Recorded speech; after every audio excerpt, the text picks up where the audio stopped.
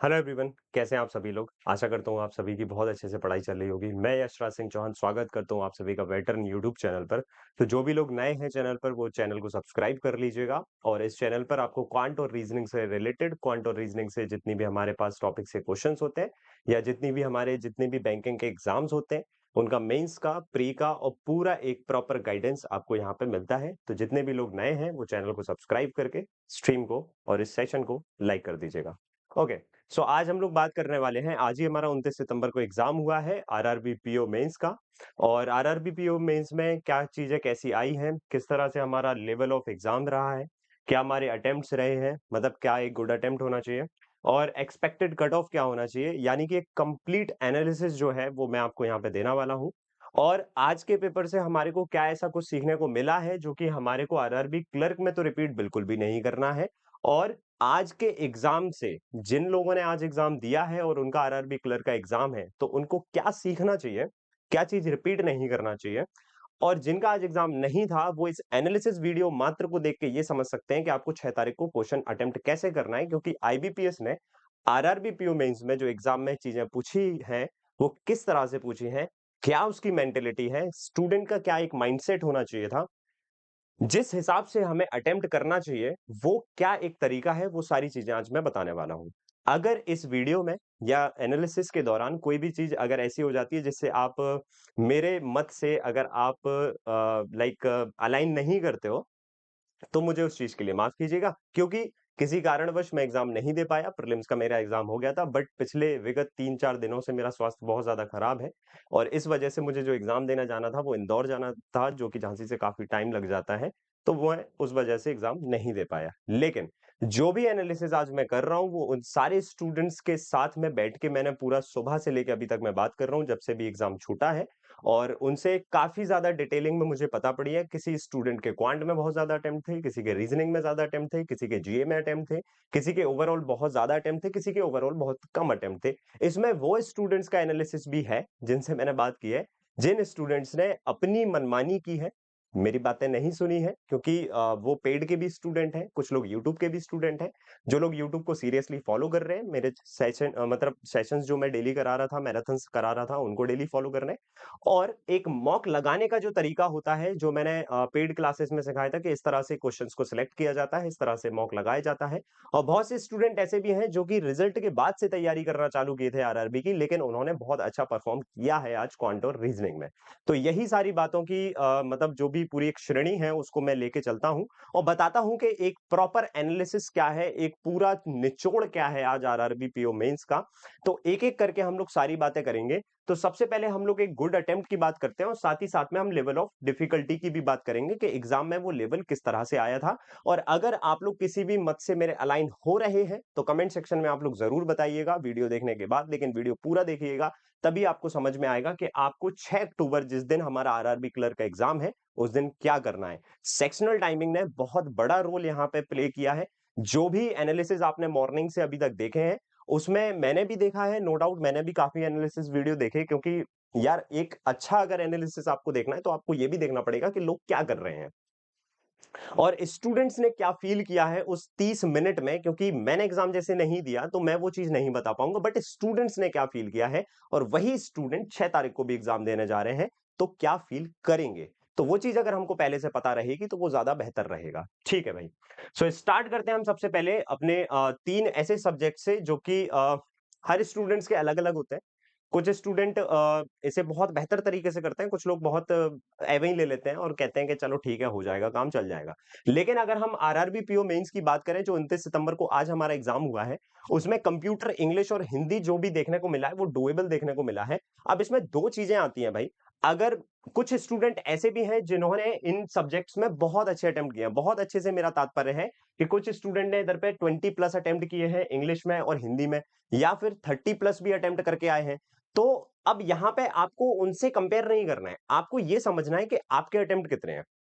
अब हालांकि ये तीनों ही सेक्शन हमारे इजी टू मॉडरेट थे, जो कि काफी हद तक डुएबल थे। हिंदी भी काफी इजी आई है अगर आप लास्ट ईयर से कंपेयर करोगे तो हिंदी का पोर्शन जो है वो थोड़ा-सा ईज़ी हुआ है और जो हिंदी एक्सपर्ट स्टूडेंट हैं, जो लोग काफ़ी टाइम से हिंदी की प्रिपरेशन कर रहे हैं या फिर लास्ट ईयर भी उन्होंने हिंदी का एग्ज़ाम दिया था, उन्होंने हिंदी में काफ़ी अच्छा स्कोर किया है, यानी कि काफ़ी अच्छे अटेम्प्ट किए हैं। अब स्कोर तो हमें बाद में पता पड़ेगा।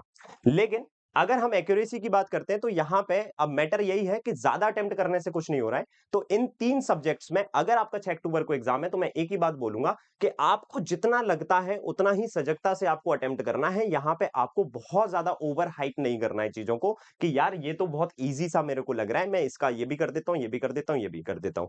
तो आपको फाइनली अगर मैं एक चीज़ बताऊँ तो आपको उसमें तुक्केबाज़ी से बचना है। आपको अगर 15 क्वेश्चन लग रहे हैं कि ये 15 मेरे सटीक सही हैं, ये मेरे को बिल्कुल आते हैं, इसको मैंने पढ़ा है, तो आप 15 ही क्वेश्चन अटेम्प्ट कीजिएगा। इन तीनों ही सेक्शन की मैं बात कर रहा हूँ। अगर आपको 20 क्वेश्चंस लगते हैं तो आप 20 कीजिएगा, 21 आपको करना ही नहीं है। समझ में आ गया? तो आपको सबसे पहले अपनी एक्यूरेसी को भी समझना पड़ेगा और ये भी समझना पड़ेगा कि अगर ये चीज़ ईज़ी है, तो मुझे कितना आ रहा है, आपको ये समझना है, ठीक है? तो यहाँ पे मोर और लेस अगर मैं बताऊँ आपको तो लोगों के अटेम्प्ट जो हैं वो कुछ इसी तरह से रहे हैं, 20 रहे हैं, किसी के 25 रहे हैं, किसी के 30 तो बहुत कम ही मेरे को ले सुनाई में दिए हैं। बट ओवरऑल अगर हम देखें तो 20 से 25, 26 के आसपास अटेम्प्ट यहाँ पे इन 3 सेक्शंस में देखने को मिले हैं हमारे को। और इसमें तो आपको पता है कि हाफ मार्क्स का हमारे पास क्वेश्चन होता है, तो इसको भी आपको सेक्शनल बचाने के लिए अब होता क्या है कि तुक्का हम इसलिए भी लगा देते हैं क्योंकि हमें सेक्शनल बचाना होता है। तो आपको तुक्केबाजी से बचना है। जो भी क्वेश्चंस आप कर रहे हो बिल्कुल श्योर तरीके से कर रहे हैं क्योंकि सेक्शनल टाइमिंग की वजह से यहाँ पे आपको इनफ ऑफ टाइम मिला था और ये डुएबल क्वेश्चन इसलिए भी बन गए थे क्योंकि हमारे पास एक इनफ ऑफ टाइम था। लास्ट ईयर से अगर मैं कंपेयर करूं तो लास्ट ईयर हमारे पास सेक्शनल टाइम नहीं था और सेक्शनल टाइम नहीं होता था तो हम क्वांट और रीजनिंग में इतना ज्यादा टाइम दे देते थे कि इन सेक्शंस को सोचने के लिए हमारे पास समय नहीं होता था तो फिर कहीं ना कहीं हमारे नंबर ऑफ अटेम्प्ट्स वहां पे कम भी रह जाते थे। बट इस साल हमारे पास इनफ ऑफ टाइम है इन 3 सेक्शन के लिए, आप अच्छे से इनको स्कोर कर सकते हैं। ठीक है। अच्छा, नेक्स्ट अगर मैं बात करूं जीए की, हम लोग क्वांट और रीजनिंग की पूरी डिटेल में बात करेंगे क्योंकि क्वांट और रीजनिंग ही मैं पढ़ाता हूं क्योंकि ये सारे सब्जेक्ट्स तो मैं पढ़ाता भी नहीं हूं और ज्यादातर स्टूडेंट्स क्वांट और रीजनिंग के ही बारे में देखने के लिए ये वीडियो देख भी रहे होंगे। तो क्वांट और रीजनिंग को बिल्कुल डिटेल में करेंगे। सो जीए की अगर हम बात करें तो जीए अनएक्सपेक्टेड, जैसा पहले हम लोग को पता है कि आप लोग भी प्रिपरेशन कर रहे हो और जिस टाइम पे आप प्रिपरेशन कर रहे थे उस टाइम पे भी आपको पता था कि जीए तो थोड़ा सा जो होता है वो थोड़ा सा अनएक्सपेक्टेड टाइप का होता है और वही सारी चीजें रिपीट भी हुई हैं जैसा 2023 में था वैसा ही इस बार भी हुआ है कि जो क्वेश्चंस हमारे बने थे वो डिटेल फॉर्म में बने थे। मतलब कि किसी क्वेश्चन को आप पढ़ रहे हो, किसी मंथ की विशेष न्यूज़ आपने पढ़ी, तो उसकी डिटेल में जाके आपको उसको पढ़ना है और उसके डिटेल फॉर्म से हमारे जो क्वेश्चन हैं, वो यहाँ पे हमसे पूछे गए हैं। है ना? जो कि एक नॉर्मल स्टूडेंट के लिए काफ़ी हार्ड होता है। अगर मैं यहाँ पे एक जीए का एक बहुत अच्छा टीचर होता, एजुकेटर होता, तो मैं यही बोलता कि जीए तो बहुत ईज़ी आई है, मैंने ये पढ़ाया था इस महीने में, इस महीने से ये आ गया, इस महीने से ये आ गया। तो वो एक टीचर के लिए, एक एक्सपर्ट के लिए बहुत ईज़ी है पेपर, नो डाउट। लेकिन एक स्टूडेंट के लिए ईज़ी बिल्कुल भी नहीं है। ठीक है? अगर हम बात करें कि क्वेश्चन का टाइप कैसा था तो इन डेप्थ इंफॉर्मेशन जो हमारी होती है लाइक डिटेल फॉर्म में ही हमसे क्वेश्चन पूछे गए और इन डेप्थ इंफॉर्मेशन पूछी गई, यानी डिटेल फॉर्म में भी हमसे इन डेप्थ चीजें पूछी गई हैं कि इस टाइप से क्वेश्चन है। अब क्वेश्चन का मुझे कुछ ज्यादा आइडिया नहीं है क्योंकि स्टूडेंट्स का इतना रिकॉल नहीं कर पाते हैं वो। आप जीए का जिनने एनालिसिस करवाया होगा, जिन भी टीचर्स वगैरह ने, एक्सपर्ट ने, तो आप उनका जाके देख सकते हैं। अच्छा, अब यहाँ पे एक विशेष चीज मेरे को पता पड़ी है क्या कि यहाँ पे आपके पास ना एक मिथ है हमारे बैंकिंग स्टूडेंट्स में कि एग्जाम जब भी होता है उसके 5-6 महीने बैक करके हम लोग पढ़ लेते हैं। लेकिन मैंने ये चीज कई बार बोली है अपनी क्वांट की मैराथन क्लासेस में, रीजनिंग की मैराथन क्लासेस में, इवन जिसमें मैं आपको मॉक अटेम्प्ट भी करवाता हूँ उसमें भी मैंने कई बार बोला है कि अगर आप क्वांट रीजनिंग को ज्यादा टाइम दे रहे हैं तो डेफिनेटली आपका स्कोर वहां से बूस्ट होगा और आपको इंटरव्यू में एज मिलेगी। लेकिन अगर आपने जीए को टाइम दिया है, लेकिन जीए को भी अगर आप पूरे साल भर टाइम दे रहे हो और लास्ट के टाइम पे आप सिर्फ उन्हीं 5-6 महीने का, जो एक मिथ है हमारे पास, उन्हीं 5-6 महीने का रिवीजन कर रहे हो, तो वो थोड़ा-सा गलत हो गया है। क्यों? क्योंकि अनसर्टेन मंथ्स है हमारे पास। अब अनसर्टेन मंथ्स यानी कि हमारे को कोई आइडिया नहीं है कि कौन से मंथ से हमारे पास इन्फॉर्मेशन या फिर न्यूज़ हमसे पूछी जा रही है। तो क्वेश्चन जो बने हैं मेनली कुछ स्टूडेंट्स ने बताया कि सर मार्च और अप्रैल भी कवर किया गया है इसमें। तो अगर आप देख रहे हो कि सितंबर में हमारा एग्जाम हो रहा है, सितंबर के लास्ट में यानी अक्टूबर को ही कंसीडर मैं करता हूं कि अक्टूबर में एग्जाम हो रहा है, सितंबर, अगस्त, जुलाई, जून, मई और फिर हमारा अप्रैल आता है, तो 6 महीने हमारे अप्रैल पे ही खत्म हो जाते हैं। लेकिन यहाँ पे मार्च से भी काफी क्वेश्चंस पूछे गए और अप्रैल से भी काफी क्वेश्चन पूछे गए। अब जब ऐसी चीजें आती हैं जब हमारे एग्जाम में, तो एक एवरेज स्टूडेंट जो कि जीए में एवरेज है, तो उसको ये समझ में नहीं पड़ता है कि यार इसमें हमारे एक सेक्शनल अटेम्प्ट अगर मेरे को निकालना है या सेक्शनल कट ऑफ मेरे को निकालना है तो कितना अच्छा स्कोर होना चाहिए। तो लास्ट ईयर का अगर आप सेक्शनल कट ऑफ देखोगे तो शायद 1 नंबर के आसपास हमारा लास्ट ईयर का सेक्शनल कट ऑफ था और उसमें भी सबसे बड़े जो रीजन थे वो यही 3 सबसे बड़े रीजन दिखाई दे रहे थे। तो अगर आपके अटेम्प्ट इसमें कम भी है तो आप निश्चिंत रहिएगा। लेकिन अगर आपने इसमें कम अटेम्प्ट किए हैं और क्वांट में भी और रीजनिंग में भी अगर आपने कम अटेम्प्ट किए हैं तो फिर थोड़ी-सी चिंताजनक बात है। लेकिन अगर आपके इसमें कम अटेम्प्ट है और क्वांट और रीजनिंग में आपने बहुत अच्छा एज ले रखा है, तो फिर आपको सोचना नहीं पड़ेगा। हालाँकि हम लोग वीडियो के लास्ट में एक बार एक्सपेक्टेड कट ऑफ और उसी की भी बात करेंगे, लेकिन उससे पहले हम लोग क्वांट और रीजनिंग को पहले डिटेल मैनर में समझेंगे। तो अगर मैं बात करता हूँ रीजनिंग की पहले तो रीजनिंग का पेपर कैसा था? सबसे पहले हम बात करते हैं कि रीजनिंग के पेपर का लेवल क्या था? तो level of reasoning paper specifically उस सेक्शन की अगर मैं बात करूँ, तो वो हमारा टफ तो था भाई। मैं ये नहीं बोलूँगा यहाँ पे एज़ अ रीजनिंग टीचर क्योंकि मैं एग्जाम भी देता हूं एज अ रीजनिंग टीचर अगर मैं इसको देखूं ना पेपर को तो पेपर टफ नहीं था। लेकिन एज अ स्टूडेंट जिसको वो पांचों सब्जेक्ट पूरे साल भर पढ़ना होते हैं और हमारे पास अगर एक रियलिटी में मैं बात करूं ना तो हमारे पास पूरा एक साल भी नहीं होता है। क्यों नहीं होता है? क्योंकि अभी जो आपने एग्जाम दिया है, उसके बाद आपको अब तुरंत आरआरबी क्लर्क के लिए लगना है, तुरंत बाद आपको आईबीपीएस क्लर्क के लिए लगना है और तुरंत बाद आपको आईबीपीएस पीओ के लिए भी लगना है और जैसे ही आप उससे फ्री होंगे तो फिर आपको एसबीआई के लिए और एसबीआई के क्लर्क और पीओ के लिए लगना है। और फिर बीच में जो हमारे छुटकू-छुटकू एग्जाम्स होते हैं, हम लोग उनको भी टारगेट करते हैं। तो यहाँ पे ये कहना थोड़ा-सा आपत्तिजनक रहेगा कि हम लोग पूरे 1 साल से इस एग्जाम की तैयारी करते हैं। एक्चुअल में हम 1 साल से तैयारी कर ही नहीं रहे हैं। हम तैयारी करते हैं या तो नोटिफिकेशन जब आता है तब या तो फिर हम लोग जनवरी से तैयारी करते हैं, तो हमारी जो तैयारी होती है वो 7-8 महीने की ही तैयारी होती है मात्र। तो इस 7-8 6 महीने की जो तैयारी में आपने एक स्कोर करना होता है हर एक सब्जेक्ट में 5 हमारे पास सब्जेक्ट हो रहे हैं और इन पांचों सब्जेक्ट में अगर हमारे को स्कोर करना है, हालांकि आरआरबी में तो 6 सब्जेक्ट हो जाते हैं हमारे पास, लेकिन वो हमारा लैंग्वेज वाला जो है वो ऑप्शन में रहता है। तब भी हमारे पास एक 5 मेजर सब्जेक्ट हैं जिसको हमें प्रिपेयर करना है और अच्छे से उसको एग्जीक्यूट भी करना है, जिसमें से सबसे ज्यादा समय लेता है हमारा क्वांट और रीजनिंग। तो कुछ स्टूडेंट ऐसे भी होते हैं जो नोटिफिकेशन के बाद प्रिपरेशन चालू करते हैं या सीरियस होते हैं। कुछ स्टूडेंट ऐसे होते हैं जो प्रीलिम्स के रिजल्ट के बाद सीरियस होते हैं। मतलब पढ़ तो रहे हैं, वो ऐसा नहीं है कि मेंस का उनको कुछ नहीं आता, वो पढ़ रहे हैं, काफी अच्छा पढ़ रहे हैं, लेकिन वो सीरियस मेंस में तब हो पाते हैं जब उनका प्री का रिजल्ट पॉजिटिव हो जाता है। तो ऐसे काफी स्टूडेंट्स का डेटा है मेरे पास जो कि रिजल्ट के बाद सीरियस हुए हैं और उनसे भी मैंने आज बात की है कि उनका पेपर कैसा गया है। तो उन्होंने मुझे बताया कि सर अटेम्प्ट उतने अच्छे नहीं हो पाए। तो सबसे बड़ा रीजन ये निकल के आता है कि कोई भी एग्जाम की अगर आपको तैयारी करना है तो उसकी मेंस की तैयारी आपको एटलीस्ट नोटिफिकेशन से तो करना ही चाहिए जब भी आपका नोटिफिकेशन आता है। पहली चीज आपको दिमाग में ये रखना है, आगे के एग्जाम में ये चीज काम में आएगी, ठीक है? अब यहाँ पे अगर रीजनिंग के लेवल की बात करें तो ये टफ तो था, बट ये पूरा का पूरा जो पेपर था यानी रीजनिंग का जो सेक्शन था वो based on selection of question था।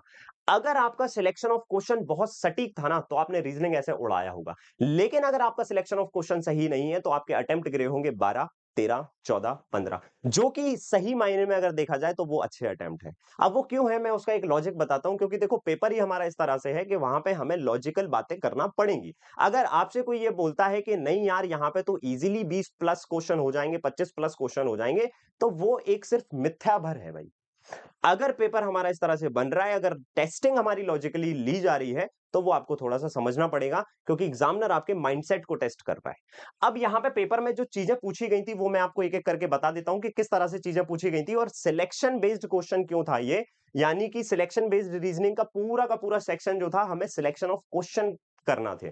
तो सिलेक्शन ऑफ क्वेश्चन का क्यों था, अब देखिए हमारे पास ब्लड रिलेशन के 3 क्वेश्चन आए थे। अब इसमें अगर कुछ नंबर ऑफ क्वेश्चन भी मेरे से इधर उधर हो जाए तो आप थोड़ा सा उस चीज को सॉरी इग्नोर कीजिएगा, क्योंकि अलग अलग स्टूडेंट्स होते हैं और स्टूडेंट्स को रिकॉल नहीं हो पाता है कि कुछ स्टूडेंट ने कुछ अटेम्प्ट किया, कुछ स्टूडेंट ने कुछ अटेम्प्ट किया। हो सकता है कि उन्होंने 4 ब्लड रिलेशन के क्वेश्चन याद किए, मतलब अटेम्प्ट किए, लेकिन उन्हें याद 3 ही रहे। तो नंबर ऑफ क्वेश्चन में एक आध क्वेश्चन इधर उधर हो सकता है, लाइक डीआई में हो गया या पजल में हो गया, तो उस चीज को आप लोग इग्नोर करिएगा। लेकिन हाँ, मोटा मोटी अगर हम लोग देखें तो ब्लड रिलेशन के 3 क्वेश्चन हमारे पास थे। Uncertain puzzle with variable 3 question हमारे पास थे। Year based puzzle with variable 5 question और box based puzzle with 5 question. अब ये चारों चीजें मैंने इसलिए लिखी हैं क्योंकि यही वो 4 चीजें थी जो आपको सिलेक्ट नहीं करना थी। अब मैं बताता हूं एक एक करके, पूरा डिटेल्ड पोस्टमार्टम करते हैं रीजनिंग के पेपर का कि हमें किस तरह से सिलेक्ट करना होती हैं चीजें, और 6 तारीख को यानी कि आरआरबी क्लर्क मेंस में ये किस तरह से हमारे को काम में आएगी। और मैं बिल्कुल आपको सटीक बताता हूं, संजीवनी बूटी देके जाऊंगा इस वीडियो के लास्ट में, आपको देखिएगा। जिस भी स्टूडेंट ने, अब देखो ये जो पजल थी हमारे पास ये वाली, और ये वाली। यूजुअली होता है क्या है कि अनसर्टेन पजल आती है जब, और बॉक्स बेस्ड पजल आती है जब। बॉक्स बेस्ड पजल कुछ नहीं है, वो अनसर्टेन का ही एक रूप है। और जब अनसर्टेन पजल हमारे पास आती है तो होता क्या है कि हम जो स्टूडेंट्स है ना, इसको करने से थोड़ा सा पैसे भी बचते हैं। ठीक है। अब जिन लोगों ने टारगेट किया है इस वाली पजल को और इस वाली पजल को पहले, क्योंकि नंबर ऑफ क्वेश्चन इसमें 3 थे और इस वाले बॉक्स बेस्ड पजल में 5 क्वेश्चन थे, और दोनों में ही जितनी भी पजल थी हमारे पास वेरिएबल थे उसमें, आराम से सिंगल सिंगल वेरिएबल थे उसमें। मतलब एक वेरिएबल था, पर्सन के नेम या फिर जो भी थे उसके साथ में एक वेरिएबल हमारे को था। आई थिंक यहाँ पे कलर्स वगैरह का कुछ वेरिएबल था। इसमें 16 पर्सन आ रहे थे, आपको ये आंसर भी पता होना चाहिए। ठीक है। तो जिन्होंने भी बॉक्स बेस को टारगेट बनाया या अनसर्टेन को टारगेट बनाया, तो वो कहीं ना कहीं एक क्वेश्चन का जो सिलेक्शन था ना, उसे सही तरीके से वो नहीं पकड़ पाए। क्योंकि आपको अगर उस चीज में प्रॉब्लम होती है और आप अगर वही चीज एग्जाम में अटेम्प्ट कर रहे हो पहले, या उसी को प्रायोरिटाइज कर रहे हो आप, तो नो डाउट आप आगे जाके उसमें या तो स्टक होगे या तो फिर उसमें टाइम ज्यादा लोगे। अच्छा, अब टाइम ज्यादा लोगे तो बाकी क्वेश्चन करने के लिए हमारे पास टाइम नहीं बचा। अगर आप उसमें स्टक हो जाओगे तो आपको 0 मार्क्स मिले हैं और टाइम भी आपके पास नहीं बचा, जो कि बहुत भयानक स्थिति होती है। तो सबसे पहले जिन स्टूडेंट ने ये वाला अटेम्प्ट किया है या इसको प्रायोरिटाइज किया है, उनका पेपर खराब हुआ है। या फिर ईयर बेस्ड वाला भी अगर आपने ट्राई किया है तो वो भी पेपर खराब हुआ है। ईयर बेस्ड वाले में क्यों परेशानी हुई है स्टूडेंट्स को, वो मैं आपको बताता हूं। ईयर बेस्ड पजल में प्रॉब्लम इसलिए हुई है, अदरवाइज ये तुम्हारा सिंगल पॉसिबिलिटी का क्वेश्चन था अगर आप उस चीज पर ध्यान देते। जो मेन कैलकुलेशंस थी ना हमारी, हम कैलकुलेशंस को डबल चेक करने में लग गए, है ना। जैसे किसी के साथ में जो सम है एज का, वो लगभग लगभग 38 कुछ ऐसा कुछ एक स्टेटमेंट आया था, या फिर उसके अलावा भी कुछ स्टेटमेंट आया था, और काफी स्टेटमेंट्स थे इसमें। कैलकुलेशन जो इसमें ईयर बेस वाली पजल में होती है ना, हमने कैलकुलेशन में टाइम दे दिया। अगर हम उस कैलकुलेशन में टाइम नहीं देते तो डेफिनेटली सिंगल केस में या फिर डबल केस में तो हमारी एटलीस्ट ये बन ही जाती।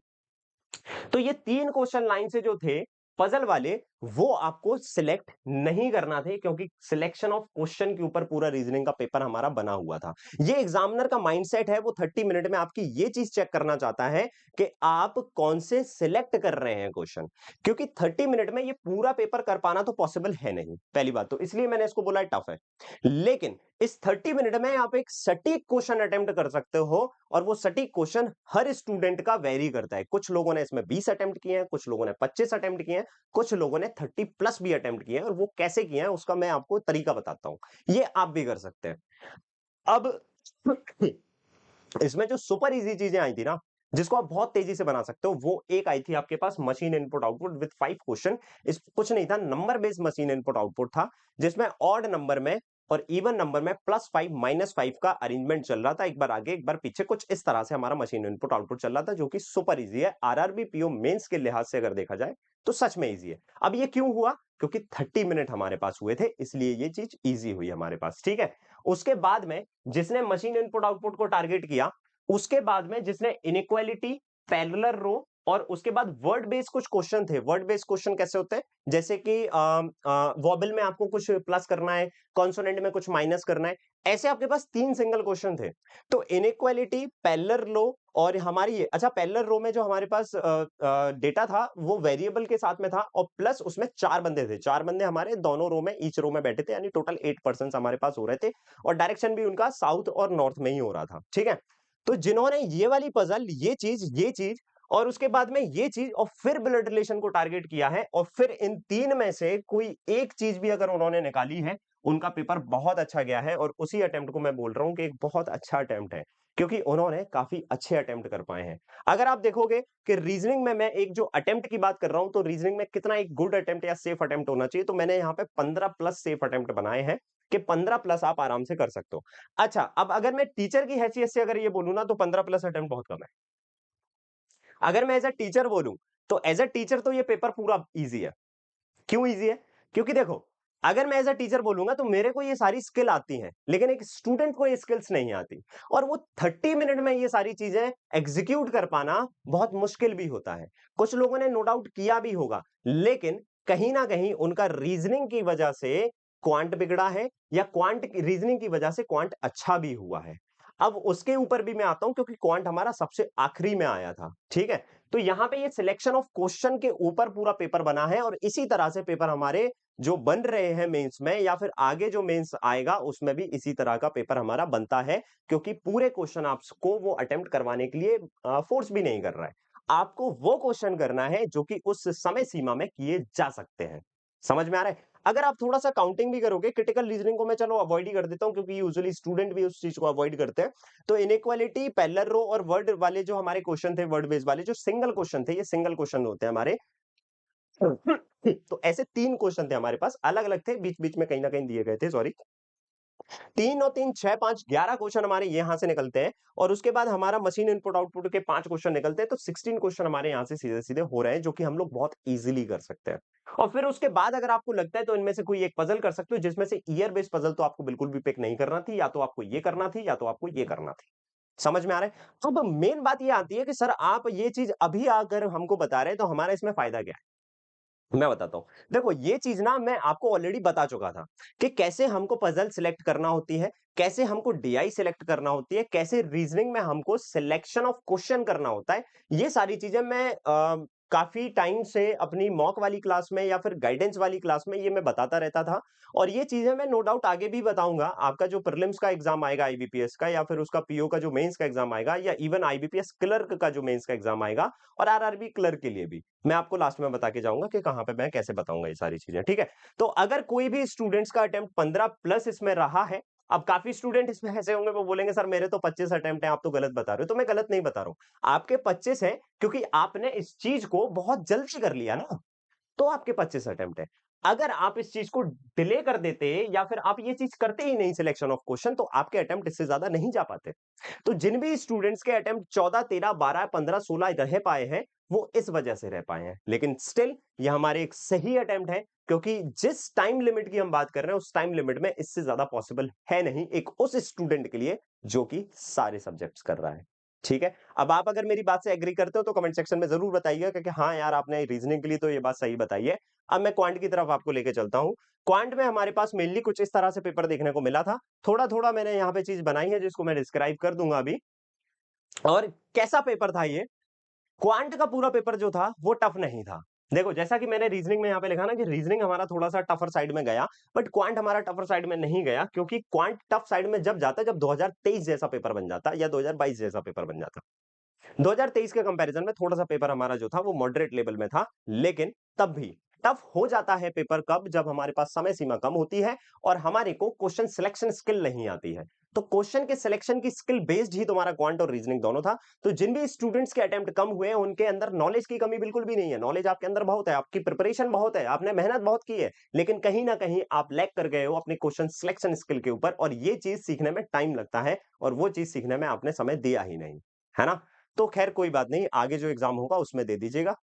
तो क्वेश्चन सिलेक्शन के ऊपर कैसा क्वेश्चन था? देखो रॉन्ग नंबर सीरीज हमारे पास 5 क्वेश्चन देखने को मिले थे जो कि 3 डिजिट्स के थे। आपको ये टारगेट वहां पे करना था कि रॉन्ग नंबर सीरीज हमारे पास स्टैंडर्ड फॉर्म में आ रही है, 3 डिजिट्स के ऊपर क्वेश्चन बन रहे हैं। मेनली अगर आप डिफरेंस निकाल रहे हो तो वहां पे स्क्वायर, क्यूब या फिर उससे रिलेटेड कुछ ना कुछ आपको दिख रहा है और जो कि आपको पैटर्न बता रहा है। अगर आप इस 5 में से 3 या 4 क्वेश्चन भी टारगेट कर रहे हो तो आप बहुत अच्छी स्थिति में हैं उस समय। लेकिन अगर आप इसके पीछे पूरा पड़ जाओगे कि नहीं मैं 5 के 5 क्वेश्चन करूंगा क्योंकि काफी ईजी दिख रहा है, क्योंकि कंडीशनल बेस्ड नंबर सीरीज नहीं थी ना। हम मॉक में क्या कर रहे हैं?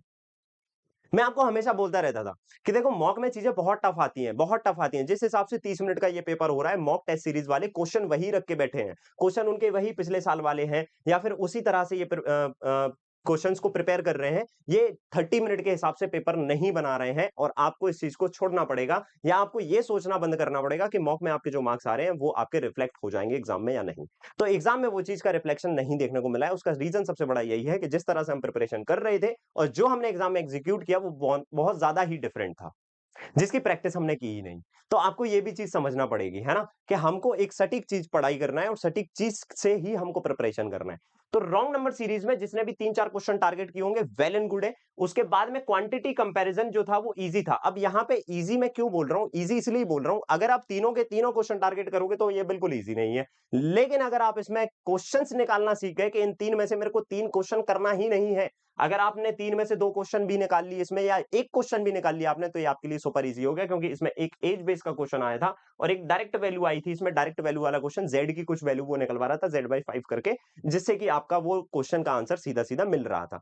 क्वांटिटी कंपैरिजन में एक क्वांटिटी आपको ऑलरेडी दे रखी थी, तो इस वजह से भी ये थोड़ा-सा ईज़ी जा रहा है, लेकिन वो सिंगल क्वेश्चन ही कहीं न कहीं थोड़ा-सा कैलकुलेटिव साइड में जा रहा था, जिसमें मेंसुरेशन का क्वेश्चन यूजुअली स्टूडेंट्स ने छोड़ा है। ठीक है? और वो बहुत अच्छा भी किया है उनने मेरी नज़र में, कि अगर आपने इस पूरे क्वेश्चन को टारगेट नहीं किया यानी 3 क्वेश्चन के स्लॉट को, तो वो आपने एक अच्छी समझदारी से वहाँ पे क्वेश्चन को पिक किया। लेकिन वही बात आ जाती है हमारे पास डीआई की। अब मेन कहानी क्या थी? ये क्वेश्चन जो आपको करना ही करना थे, ये मस्ट डूएबल क्वेश्चन थे, लेकिन वहीं आ जाती है आपके पास 2 डीआई, एक पाई चार्ट बेस्ड डीआई थी हमारे पास और एक bar graph with tabular DI थी। अब इस दोनों में एग्जामिनर ने क्या किया है, आपके माइंडसेट के साथ में खेला है। ये दोनों ही डीआई इक्वली थी, मतलब लेवल के लिहाज से अगर देखा जाए ना, तो इक्वल लेवल था इनका। ये बहुत ज्यादा टफ नहीं थी और बहुत ज्यादा इजी भी नहीं थी। ये डीआई का जो प्रेजेंटेशन था ये बहुत ज्यादा इजी था, लेकिन इसके क्वेश्चन जो थे वो थोड़े से लेंथी थे। लेकिन लेंथी का मतलब ये नहीं है कि वो हो ही नहीं सकते या वो पॉसिबल ही नहीं है। यहाँ पे एग्जामिनर ने आपके लालच वाली जो भावना होती है ना, उसके साथ में खेला है। इसने ये दोनों ही डीआई आपको इक्वल दिए। अब इसमें 5 या 6 क्वेश्चन हो सकते हैं। मैंने कहीं-कहीं पे स्टूडेंट्स ने बताया कि इसमें सर 6 क्वेश्चन है, तो उस चीज को भी आप थोड़ा-सा कंसीडर कीजिएगा। अब ये दोनों डीआई सेम लेवल की देने का उसका तात्पर्य ये था कि आपको इन दोनों में से कोई एक डीआई को आपको प्रायोरिटी देना थी। अगर आप इस वाली डीआई को टारगेट कर रहे हैं, तो फिर आपको बाकी जो चीजें हैं उसको देखना है, फिर इसको टारगेट करना है। अब इसमें हुआ क्या? जिन स्टूडेंट्स ने ये वाली डीआई और ये सिर्फ किया है ना, वो सिर्फ यही करके रह गए। सिर्फ यही करके रह गए। उनके क्वेश्चन, नंबर ऑफ क्वेश्चन बढ़े ही नहीं। समझ में आ रहा है आपको? उन्होंने इसको टारगेट किया क्योंकि देखने में सुपर इजी थी ये डीआई और बन भी गई थी। लेकिन क्वेश्चन, जैसा कि मैंने बताया कि क्वेश्चन थोड़े से आपके ऐसे थे कि जो आपको एक सटीक मेथड आना चाहिए उस क्वेश्चन को बनाने के लिए, उस टाइप के क्वेश्चन हमारे बन रहे थे। तो दोनों टारगेट करके जिसने ये टारगेट किया उसके नंबर ऑफ क्वेश्चन जो है वो आप सीधे-सीधे देख सकते हो कि 14-15 के आसपास उसके अटेम्प्ट हो रहे हैं। और वही हमने अगर देखोगे तो सेफ अटेम्प्ट भी डाल रखा है। क्योंकि उससे ज्यादा फिर वो पॉसिबल है भी नहीं, समय आपका बहुत तेजी से निकलता है और क्वांट का सेक्शन हमारा सबसे आखिरी में होता है। उस समय तक माइंड हमारा फ्रेश नहीं रहता है। माइंड में तमाम प्रकार की चीजें चलती हैं कि जीए में ये चीज हो चुकी है, या मुझे ऐसा फील आ रहा है कि रीजनिंग में मैं अटेम्प्ट नहीं कर पाया, या इंग्लिश में मैं अच्छे अटेम्प्ट नहीं कर पाया। तो ये तमाम प्रकार की चीजें चलती हैं। तो क्वांट में आखिरी में अगर आप क्वांट का सेक्शन दे रहे हो, तो लॉजिकली आपके माइंडसेट को उसने टेस्ट किया है एग्जामिनर ने। तो आपको एक चीज सिंपल सी यहाँ पे ये समझना चाहिए थी कि यहाँ पे जो हमारे पास डीआई था उसमें टोटल आइटम प्रोड्यूस दिए गए थे और आइटम सोल्ड दिए गए थे। अब दो पाई चार्ट, काफी सिंपल पाई चार्ट हमारे पास बने थे, परसेंटेज की बेस पे उसका ब्रेकअप दिया गया था, इसमें भी और इसमें भी। यहां से हम नॉर्मली टेबल बना सकते हैं, प्रोड्यूस आइटम निकलेंगे या मैन्युफैक्चर आइटम निकलेंगे, यहाँ पे सोल्ड आइटम निकलेगा और फिर हमारा अनसोल्ड आइटम निकलेगा, दैट्स इट। लेकिन इसके जो क्वेश्चंस बन रहे थे वो स्ट्रक्चर मेथड बेस्ड क्वेश्चन इसके बन रहे थे। अगर आपको स्ट्रक्चर मेथड की नॉलेज थी तो ये क्वेश्चन सटा सट बनेंगे, और अगर आपको इसकी नॉलेज नहीं थी तो इन क्वेश्चंस में आपको टाइम लगा होगा, और वही टाइम जो आपको लगा है, वही टाइम आपको कहीं ना कहीं नंबर ऑफ क्वेश्चन जो पूरे क्वांट के सेक्शन में है ना, उसको कम करके गया है। तो कहीं ना कहीं आपको इस स्ट्रक्चर मेथड की भी थोड़ी सी नॉलेज होना चाहिए। इसके ऊपर मैंने काफी डीआईस कराई हुई है ऑलरेडी, ठीक है। सो डबल पाई चार्ट हमारा इजी था, जैसा कि मैंने आपको यहाँ पे पूरा डिस्क्राइब भी किया। सेम बार ग्राफ भी हमारा डुएबल था, इजी तो नहीं बोलूंगा लेकिन डुएबल था। क्या था इस बार ग्राफ में? हमारे पास दो बार ग्राफ दिए गए थे जिसमें 2011 12 13 सॉरी 2012 13 14 15 का डेटा दिया गया था। अब बार ग्राफ कुछ इस तरह से बना था, मैं इधर पे अगर आपके लिए बनाऊं बार ग्राफ, तो ये कुछ इस तरह से हमारे पास बार ग्राफ था। ये 2012 का डेटा, ये 2013 का डेटा, ये एक्स है, ये वाई है, ये एक्स है और ये वाई है।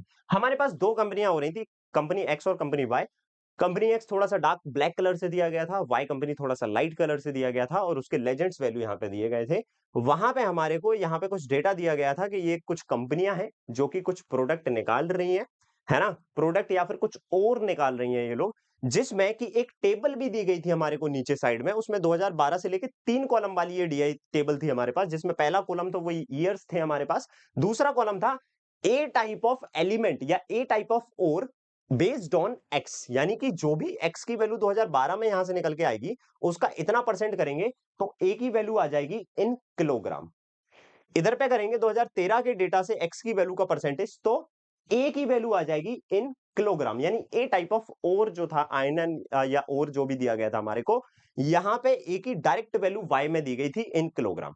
अब यहां पे जो पूरा डेटा था, इस डेटा को हम बहुत अच्छे से बना सकते हैं कि यहां पे हमारे पास टोटल वैल्यू आएगी यहां से, और यहां पे सिर्फ हमारे को परसेंटेज कैलकुलेशन करना है। यहां पे किलोग्राम में ए टाइप ऑफ एलिमेंट जो है वो हमारे को ऑलरेडी दिया गया था, तो उसको कैलकुलेशन नहीं करना है। अब इसके क्वेश्चन भी ऐसे ही बन रहे थे कि कुछ क्वेश्चन ऐसे थे कि ए टाइप ऑफ जो आर्टिकल हमारा एक्स कंपनी में 2012 में वो सिलिकॉन है, या फिर कुछ और मटेरियल दे दिया उसने, तो कुछ इस तरह से वो क्वेश्चंस हमारे बना रहा था। तो ये दोनों ही डीआई हमारी डुएबल थी, लेकिन अगर आप ये दोनों ही डीआई करोगे तो आपके पास सिर्फ और सिर्फ समय ये बचेगा कि आप नंबर सीरीज कर सकते हो या फिर ये कर सकते हो।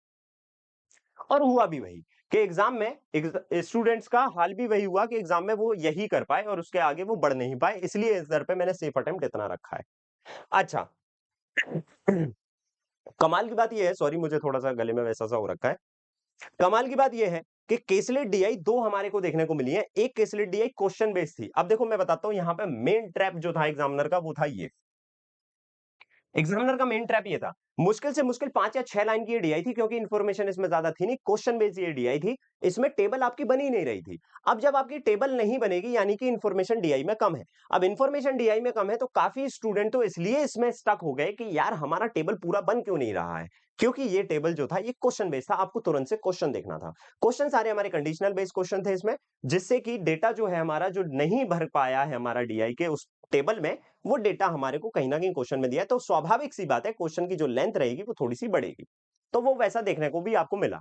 दूसरी केसलेट डीआई जो थी हमारी वो एसआईसीआई बेस्ड थी। तो ये वाली जो डीआई थी ये ट्रैप वाली डीआई थी, जबकि ये वाली जो डीआई थी ये डीआई हमारी काफी सुपर इजी डीआई थी। अच्छा, इसमें जो वैल्यूज निकल के आ रही थी ना वो काफी इजी वैल्यू निकल के आ रही थी, ऐसा नहीं था कि बहुत ज्यादा बड़ी बड़ी वैल्यू आ रही है। एबीसी 3 कैटेगरी दी गई थी और उसमें 2 स्लॉट हमारे को दिए गए थे। और उसमें भी जो हमारे पास फ्लैट दिए गए थे या फिर कुछ भी तो दिया गया था, उसमें जो वैल्यू निकल रही थी इंडिविजुअल सेल्स में वो तो 2 डिजिट्स में निकल रही थी, लेकिन जो टोटल वैल्यू थी वो हमारी 3 डिजिट में थी। तो आप खुद अंतर लगा सकते हो, खुद अंदाजा लगा सकते हो कि जो वैल्यू है वो हमारी बहुत बड़ी वैल्यू नहीं थी। यानी 40 की रेंज में, 50 की रेंज में, 80 की रेंज में, 90 की रेंज में, ऐसी रेंज में वो वैल्यू जा रही थी। और वो कहीं ना कहीं एक दूसरे के मल्टीपल भी थे, तो वो इजीली कैलकुलेट हो सकता था। लेकिन जो टेबल हमारी कंप्लीट नहीं बनी, तो उसके बाद स्टूडेंट्स को अंदाजा लगा कि यार इसको दोबारा से करना चाहिए हमें।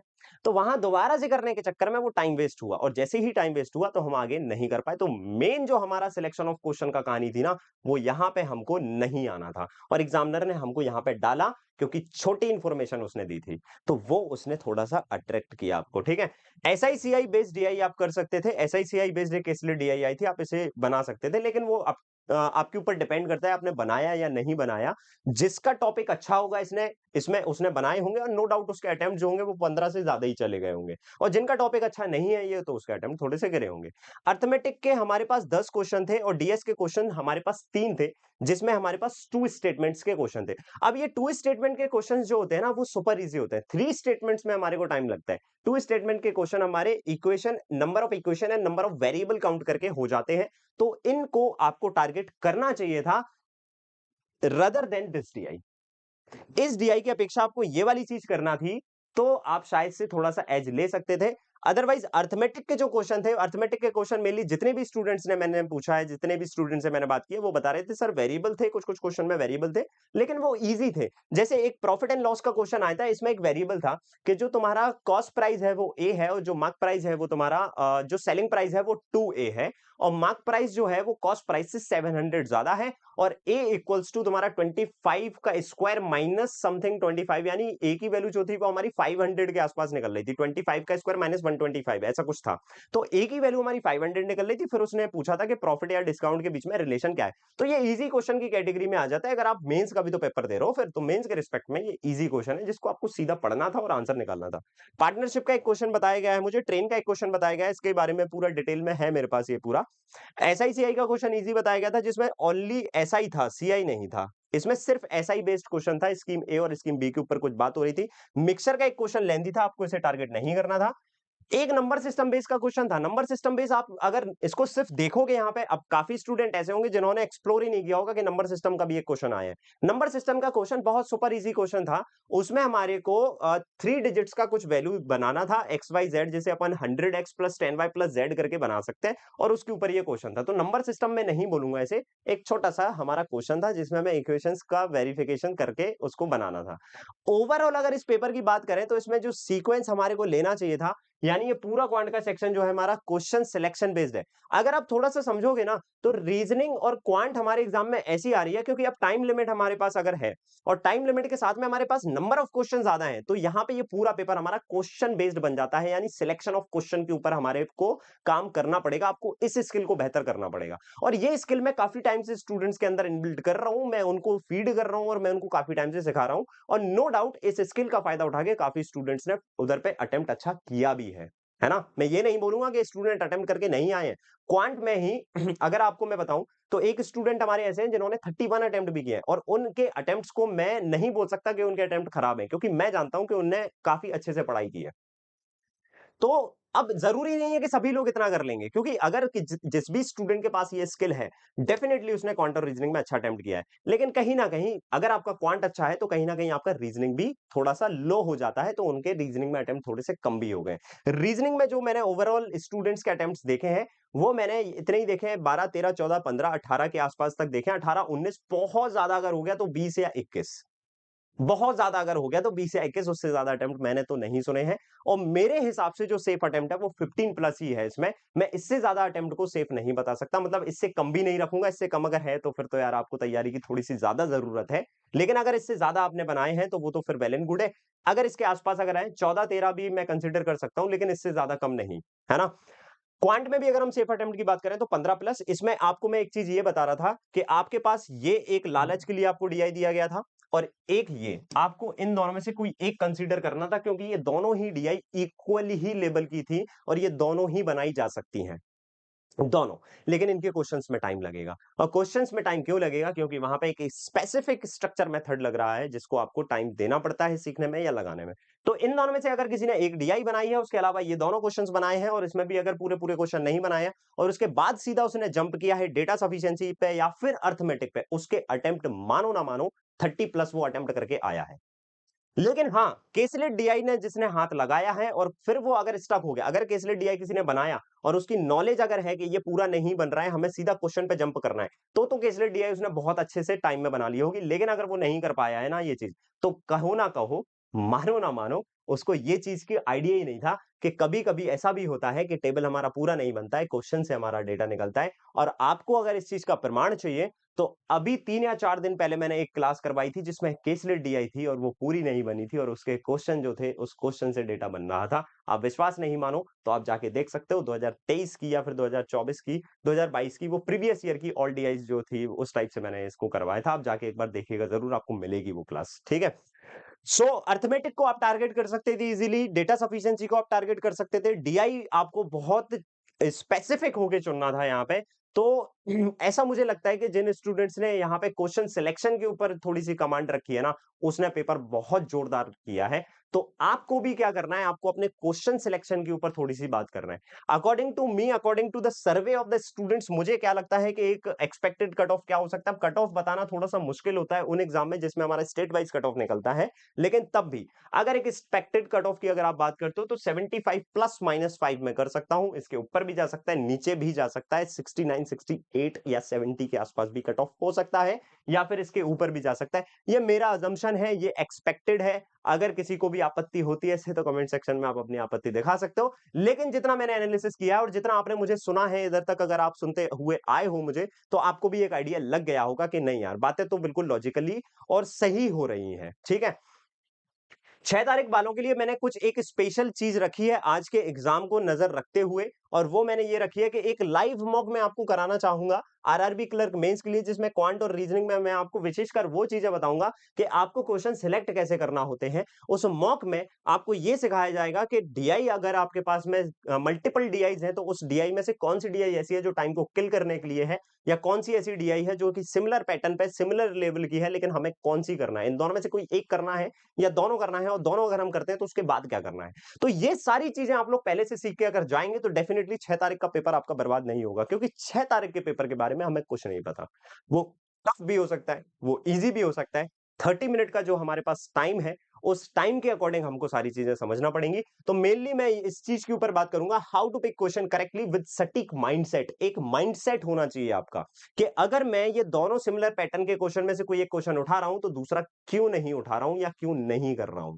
तो आपको ये चीज पहले से सीखना पड़ेगी और अगर आप ये चीज सीख के जाते हो तो इसका फायदा आपको जरूर मिलेगा। इसका एक मैं एग्जांपल बता देता हूं। एक स्टूडेंट है जिनके अटेम्प्ट बहुत कम हुए थे प्रीलिम्स में लेकिन उनका प्रीलिम्स निकल गया नॉर्मलाइजेशन की वजह से और उस समय वो सीरियस हुए। उस समय उन्होंने पूछा मेरे से फोन कॉल पे कि सर मेरे को क्या करना चाहिए फॉर आरआरबी पीओ मेंस। तो मैंने उन्हें बताया क्वांट में मेनली उनको प्रॉब्लम हो रही थी। तो मैंने उनको बताया कि क्वांट में इस तरह से थोड़ा सा आप चलिएगा और आप विश्वास नहीं मानेंगे उन्होंने आज 20 अटेम्प्ट किए हैं क्वांट में। तो ये भी पॉसिबल है।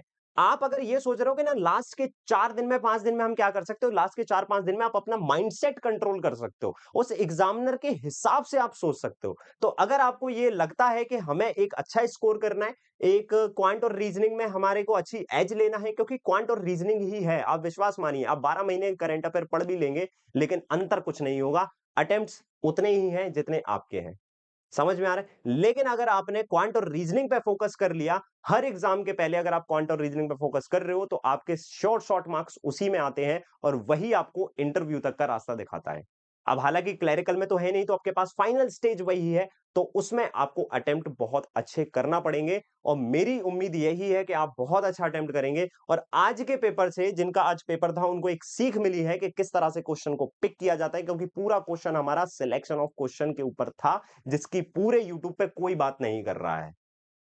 हमारे से क्वेश्चन इतने कम अटेम्प्ट क्यों रह गए हैं, उसकी कोई बात नहीं कर रहा है और वो मेन बात यही है कि क्वेश्चन सिलेक्शन के ऊपर पेपर बन रहा है और आपको वो एबिलिटी, वो स्किल आना चाहिए। और उसके लिए मैं एक क्लास लगा रहा हूं कल। कल आप इसमें आइएगा, आपको इवेंट मिल जाएगा। चैनल सब्सक्राइब कर लीजिएगा, नोटिफिकेशन बेल आइकन पर प्रेस कर लीजिएगा, जिससे कि कोई भी अपकमिंग इवेंट्स आपके स्किप ना हो, क्योंकि हर एक वीडियो, हर एक क्लास मोस्ट इंपॉर्टेंट है आपके लिए एग्जाम सीजन में, तो बिल्कुल ठीक है। तो इस क्लास के साथ हम लोग मिलते हैं और आई होप आपको ये एनालिसिस जो मैंने किया है ये अच्छा लगा होगा, समझ में आया होगा। और मैंने जितने भी लोगों से बात की है उसी के बेस पे मैंने बताया है और मैं क्यों एग्जाम देने नहीं जा पाया वो भी मैं आपको बता चुका हूं। आगे से कोशिश यही रहेगी कि मैं आपको एक सटीक एनालिसिस दे सकूं हर एक एग्जाम का, और वो तभी पॉसिबल हो पाएगा जब सारे स्टूडेंट्स एग्जाम दे देंगे, सारे यूट्यूब पे रिव्यू हो जाएगा, उसके बाद हम एक सटीक एनालिसिस देंगे और हमेशा आपको एक सटीक एनालिसिस वेटरन यूट्यूब चैनल पर जरूर मिलेगा। Thank you so much. जय श्री राम।